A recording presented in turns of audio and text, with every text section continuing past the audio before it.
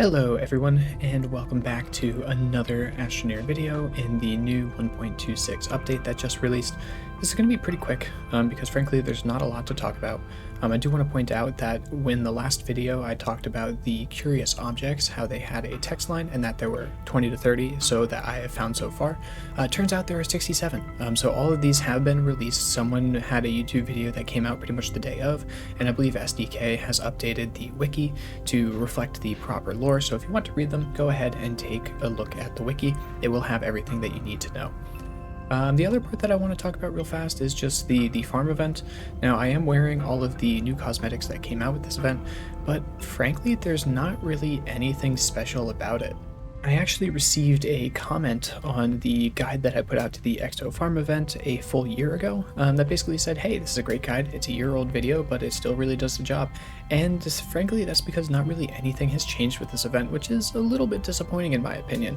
It's essentially a carbon copy of the event where you have sturdy squash that get harvested, produce sturdy squash samples as well as seeds so you can constantly replant them, and by combining the sturdy squash with various other materials you can actually end up making the squashaline, adipetrol, or noxothane, and then each of which are worth different amount of points that you then send off on the shuttle and you get rewards back and yada yada yada. Frankly, it's pretty much the same. Your best bet is to go to Aatrox because not only can you find the cult ranges on Aatrox, you can find the sturdy squash on Aatrox, and you can find the elegant spew flowers. I set up a really simple auto arm structure where I had elegant spew flowers over here that would populate here, then take to each of the two cult ranges, would populate to here, then take to each of the two cult ranges, and this got a little bit overrun by spew flowers, but this is where I typically had all of the sturdy squash, and then these arms would put them on these two platforms, and another auto arm would then populate the cult ranges, and then I filled up a gas canister with the associated noxothane. And in order to complete this event, you only need 150 noxothane, which you can get by basically one gas canister.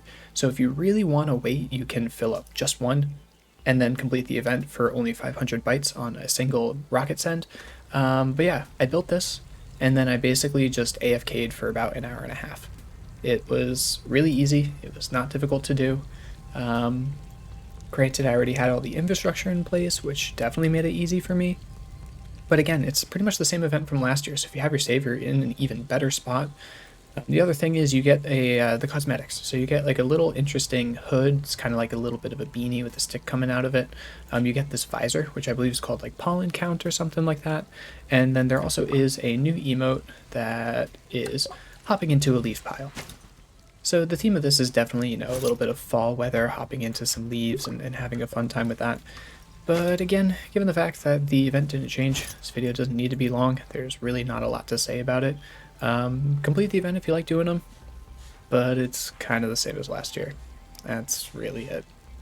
So yeah, thanks for watching. If you need actual tips and tricks, go check out last year's video or anything like that.